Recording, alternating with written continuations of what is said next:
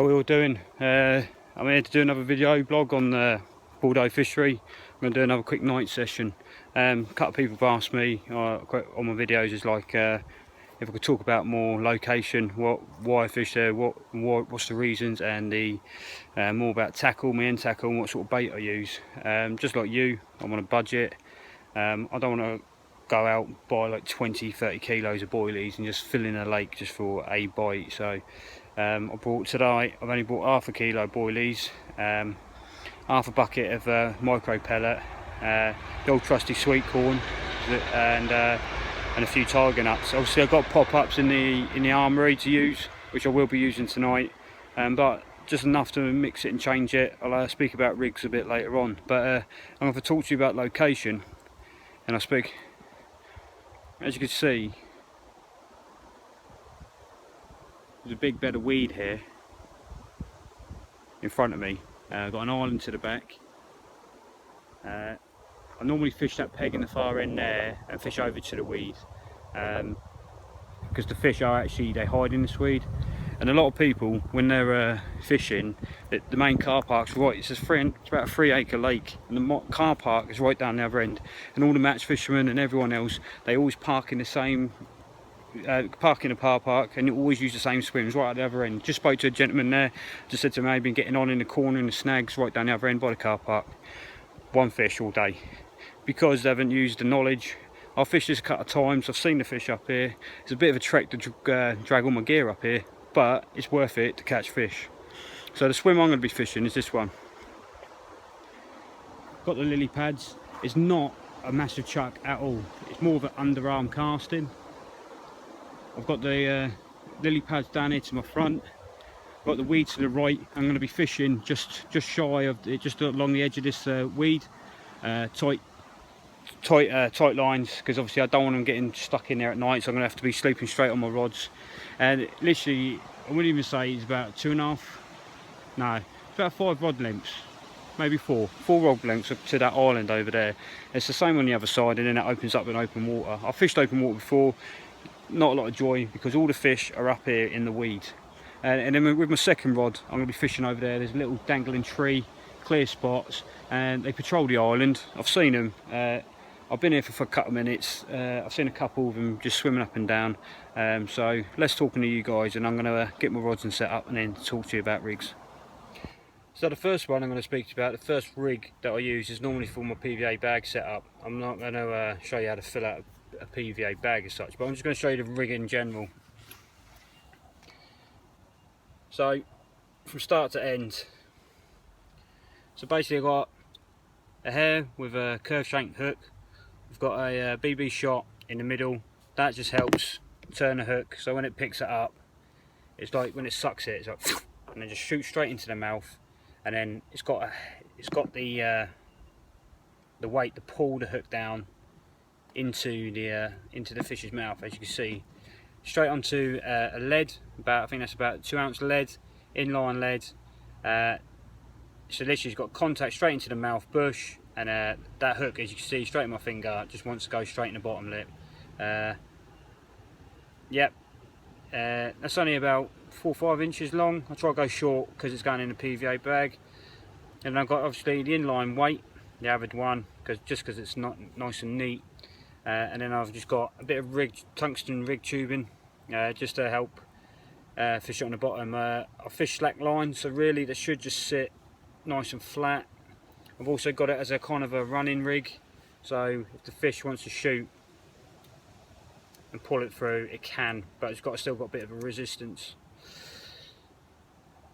But yeah, it can pull it through, see, and it's a running rig, but it needs quite a lot of resistance there.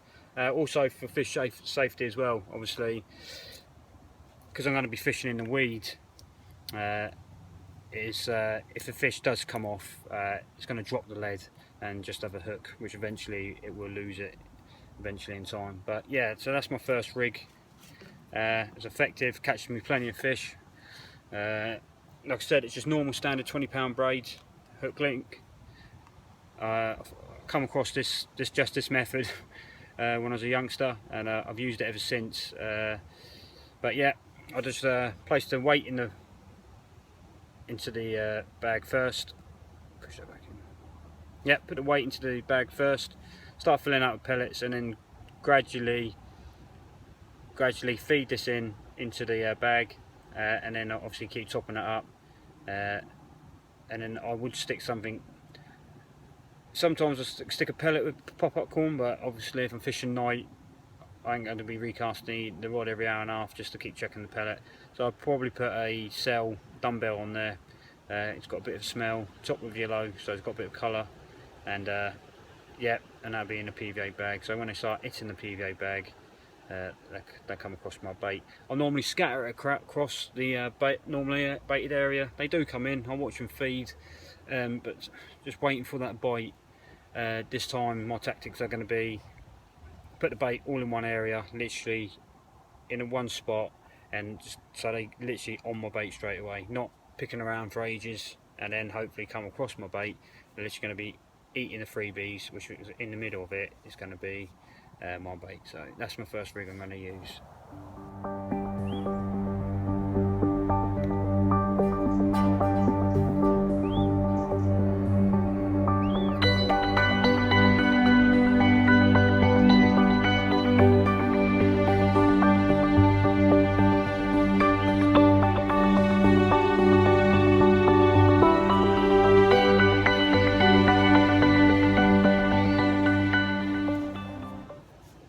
So the next rig I'm going to use tonight, it's basically more of a boilie setup. You can use it around particles as well, or whatever baits you're using, but I'm going with boilies today. I've got a bag of cell boilies, half a kilo. I've air dried them. I'm going to be scattering them about just under the tree over there, just about 10 to 15 boilies, and then in between that I'm going to have this, it's like a helicopter rig slash hinge stiff. I've only just come across the rig myself, so I'm going to use it today for the first time just to see how it goes. So if I start off with, it's got a lead, then you've got your leader, and on the leader I've got two beads.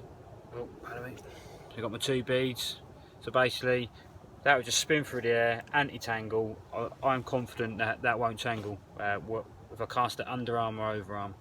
And then going from that, it's got a just like the beginning of a hinge stiff. I'm using the IQ 20 pounds. That's just to give it that flex away from the weight, from the leader and from the thingy, and just lay it out straight. And as I come down to here, this is where it gets. I've got a swivel connected to like a clip, and then I've put a curve shank clip on the clip as well, and around the swivel. Then I've got some shrink tube just to give me that curve as well, and the shrink tube is also there for the other reason, is for fish safety. Obviously you don't want metal whacking on the bottom of the lip or anything, so that tubing gives it that curve, and then also, yeah, for fish safety as well. On top I'm going to go like kind of like you say match the hatch sort of thing. So I'm using white boilies, so I'm going to use the white pop-up. This is a wicked white from Mad Baits, just with citrus, CC more citrus juice on it. Just been soaking in it for a few months, and every time I go fishing I just give it a quick shake. But with this should sit prompt and perked, as you can see there. That's how it's sitting on the water. I've got a bit of tungsten putty down there just to bring that down slowly, but that will sit nice and perk. It's got a 360 kind of swivel action, so I can go anywhere at once. But on my hand, literally as it sits, just because that the shrink tube, sorry, it just literally just the curve just wants to catch on everything. So I'm going to use that tonight and hopefully catch a fish. Fingers crossed. So I'm going to get this out and hopefully, fingers crossed, I'm catching fish, and I'll keep you updated. Cheers.